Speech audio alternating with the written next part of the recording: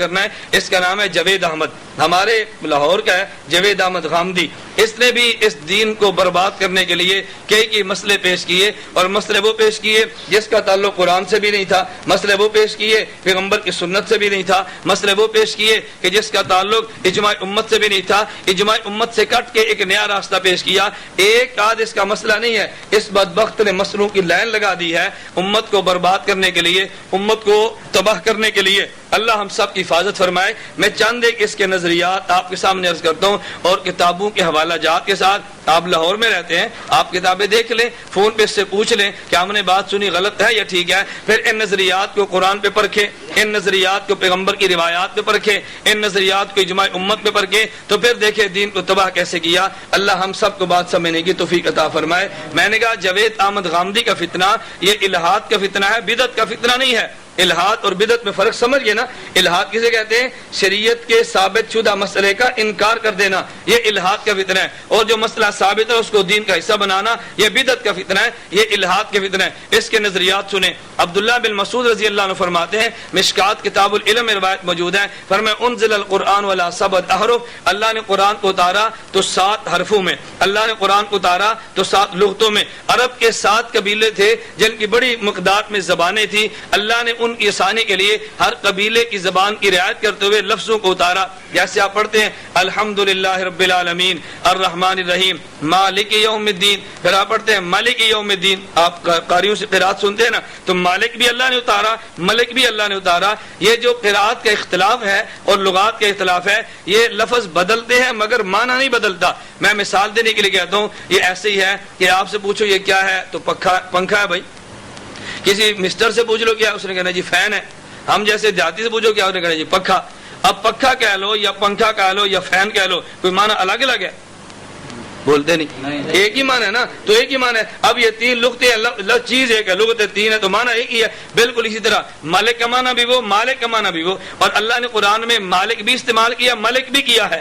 قل اعوذ برب الناس، آگے ہے نا ملک الناس۔ اب دیکھو ملک کا لفظ قرآن میں بھی ہے، وہی ملک کا لفظ سورۃ الفاتحہ میں 2 قبیلے تھے، تو ملک کی بھی اجازت دی، مالک کی بھی اجازت دی ہے، تو 2 لغتوں میں اترانا۔ عبداللہ بن مسعود رضی اللہ عنہ فرماتے ہیں کہ اللہ نے قرآن کو 7 حرفوں میں اتارا، 7 لغتوں میں اتارا، 7 طریقوں پر اتارا اور پڑھنے کی اجازت دی۔ اور عبداللہ ابن مسعود رضی اللہ عنہ وہ صحابی ہیں کہ جن کے بارے میں بخاری کی روایت ہے، اللہ کے پیغمبر نے فرمایا استقرئوا القرآن من 4، قرآن پڑھو تو میرے 4 ان صحابہ سے سیکھو۔ ان میں سے پہلے نام پیغمبر نے عبداللہ بن مسعود کا لیا۔ احرف قرآن اللہ نے 7 لغتوں میں اتارا۔ جاوید غامدی کہتے نہیں، کہتے ہیں قرآن کی صرف ایک قرات درست ہے، باقی سب قراتیں عجم کا فتنہ ہیں، باقی سب قراتیں عجم کا فتنہ۔ کہتے ہیں عجمیوں کے فتنے ہیں، عربوں کے ہے ہی نہیں۔ اچھا عجیب بات یہ ہے کہ جو ایک قرات غامدی مانتا ہے، یہ جو قرات ہمارے پاس ہے، اس قرات کا قاری عربی نہیں ہے، عاصم اجمی ہے۔ اس قرات کا قاری عربی نہیں ہے بلکہ کون ہے؟ اجمی، کوفہ کا رہنے والا۔ کوفہ تو عجم میں ہے نا، اجمی۔ اور نمبر 2، ہم تک جو قرات پہنچی ہے، اس قرات کا قاری عاصم وہ بھی اجمی، اور اس قاری سے آگے راوی حفص یہ بھی اجمی۔ تو کہتا ہے جی میں ایک قرات مانتا ہوں باقی اجمی ہے، تو جو مانی وہ بھی اجمی نکلی، عربی تو وہ بھی نہ نکلی۔ اب میں کہتا ہوں کم علمی دیکھو اور اس شخص کے مطالعے کی کمی دیکھو، لیکن لوگ اس کو امام مجتہد مانتے ہیں۔ یہ اس نے لکھا قرآن کی صرف ایک قرات درست ہے، باقی سب قراتیں عجم کا فتنہ ہے۔ اس کی کتاب ہے میزان، صفحہ 25، 26، 32 تک اس میں اس نے بحث کی ہے۔ اس نے بہت بڑا انکار کیا ایک ساتھ اچھے قراءات کا، تو الہاد کا فتنہ دیا۔ نمبر 2، پوری امت کا اجماع ہے، اس کا دنیا کا کوئی ذی علم انسان انکار نہیں کرتا۔ قرآن کریم کی آیات گواہ ہیں کہ شریعت کے مصادر، شریعت کے مآخذ اور شریعت کے ادلہ یہ 4 ہیں۔ شریعت کا جو مسئلہ حل ہوگا قرآن سے، مسئلہ حل ہوگا سنت سے، مسئلہ حل ہوگا اجماع امت سے، مسئلہ حل ہوگا اجتہاد شرعی سے۔ یہ 4 اصول اللہ نے قرآن میں دیے ہیں۔ نمبر 1 قرآن، اتبعوا ما انزل الیکم من ربکم، پارہ نمبر 8 سورۃ الاعراف آیت نمبر 3۔ نمبر 2 سنت، قل ان کنتم تحبون اللہ فاتبعونی یحببکم اللہ، پارہ نمبر 3 سورہ آل عمران آیت نمبر 32۔ نمبر 3 اجماع امت، یہ وَمَن يُشَاقِقِ الرَّسُولَ من بعد ما تبين الهدى ويتبع غير سبيل المؤمنين نوله ما تولى، اجماع امت، پارہ نمبر 5 سورۃ النساء آیت نمبر 15۔ اور اجتہاد شرعی، قیاس شرعی، اللہ فرماتے ہیں وَاتَّبِعْ سَبِيلَ مَنْ أَنَابَ إِلَيَّ، پارہ نمبر 21 سورہ لقمان آیت نمبر 15 میں کہ تو 4 اصول شریعت ہیں، 4 ادلہ شریعہ ہیں اور 4 مصادر اور ماخذ ہیں جس سے مسئلہ نکلتا ہے، لیکن غامدی قرآن سے ہٹ کے، پیغمبر کی سنت سے ہٹ کے اور امت کے اجماع سے ہٹ کے نیا راستہ پیش کرتے ہوئے لکھتا ہے میزان صفحہ 48 پہ، کہتا ہے دین کے مصادر و مآخذ قرآن کے علاوہ دین فطرت کے حقائق، دین فطرت کے حقائق، نمبر 2 سنت ابراہیمی، اور کہتے ہیں قدیم صحائف ہیں، یعنی ہمیں جو مسئلہ ملے گا ابراہیم کے دین سے ملے گا، ہمیں جو مسئلہ ملے گا پہلے صحیفوں سے ملے گا، ہمیں جو مسئلہ ملے گا وہ دین فطرت سے ملے گا، جبکہ اللہ کے پیغمبر کیا فرماتے ہیں، تم دین ابراہیمی کی بات کر رہے ہو، پہلے صحیفوں کی بات کرتے ہو۔ مدینہ منورہ میں حضرت موسیٰ علیہ السلام اپنے ہاتھ میں تورات لیے پڑھ رہے ہیں، حضور نے دیکھا، پیغمبر غصے میں ہوئے، چہرہ سرخ ہوا، فرمایا عمر کیا کرتے ہو؟ حضرت عمر نے کہا جی تورات پڑھتا ہوں۔ فرمایا لو کان موسیٰ حیا لما وسعہ الا اتباعی، آج موسیٰ بھی زندہ ہوتے تو میری اتباع کرتے، تم میرے ہوتے ہو تورات کو پڑھتے ہو۔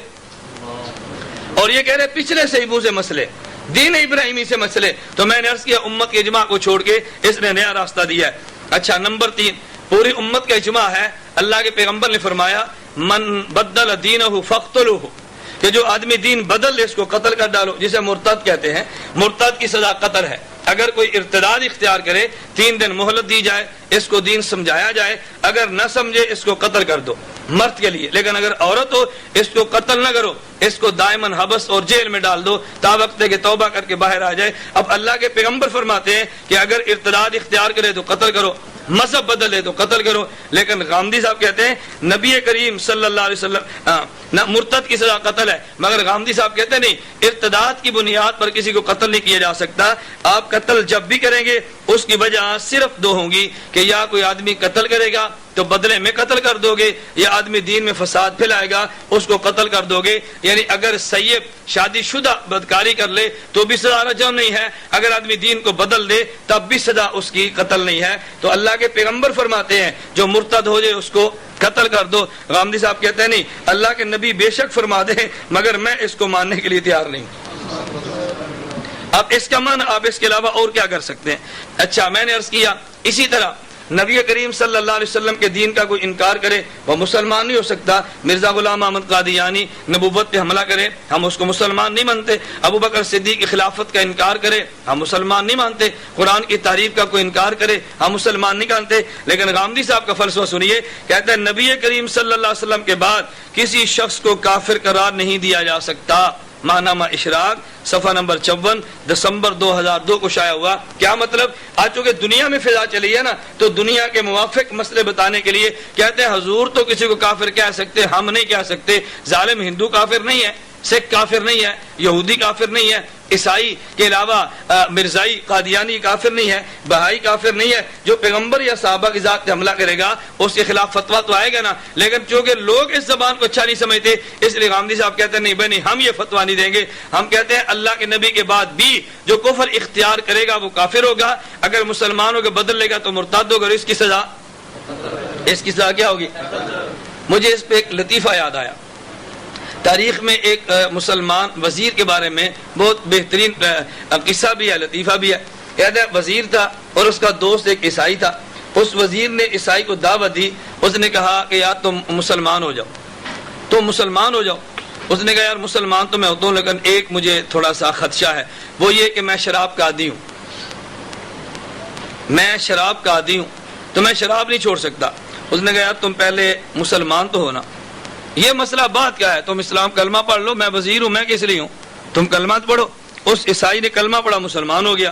اب وزیر نے کہا دیکھ بھائی تو میرا دوست ہے، میں تیری خیر خواہی کی بات کرتا ہوں، کلمہ پڑھ کے تو مسلمان ہو گیا، اب اگر تو نے دین کو چھوڑا تجھے قتل کر دیں گے، مرتد ہو جائے گا، اور اگر تو نے شراب پی تجھے کوڑے ماریں گے،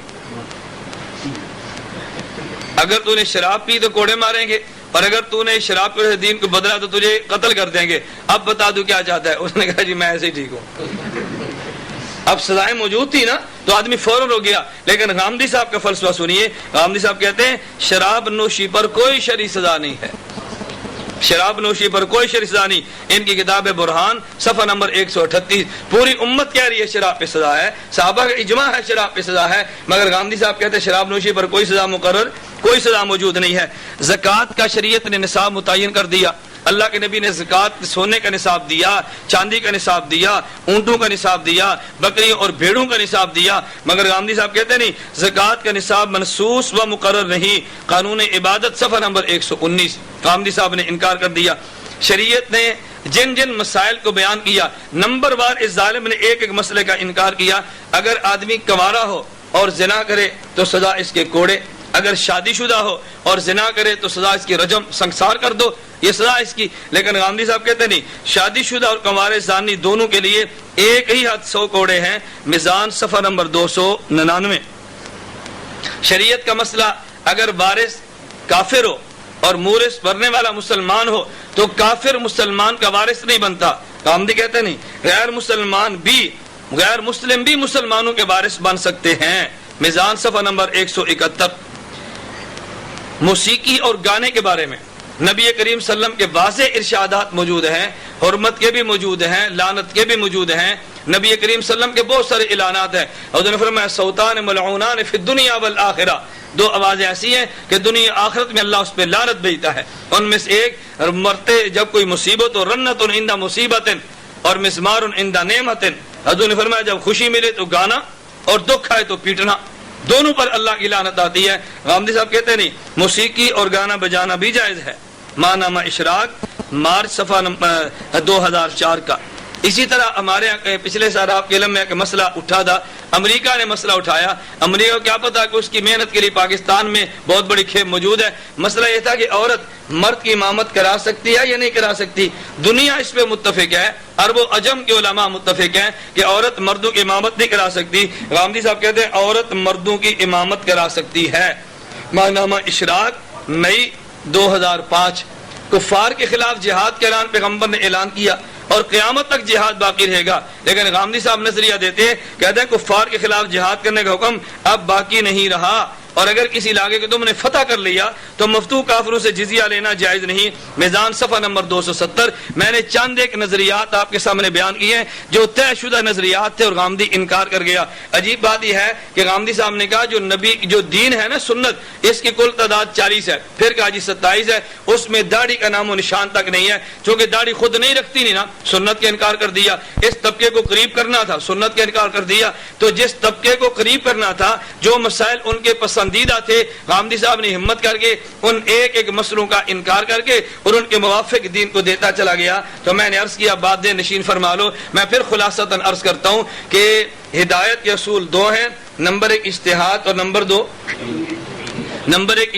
نمبر 2 تقلید. اور ضلالت کے اصول بھی 2 ہیں, نمبر 1 الہاد اور نمبر 2 بدعت. الہاد کہتے ہیں ثابت شدہ مسئلے کا انکار کرنا جیسے غامدی کرتا ہے, اور بدعت کہتے ہیں غیر ثابت شدہ مسئلے کو دین کا حصہ بنانا جیسے بدعتی کرتا ہے.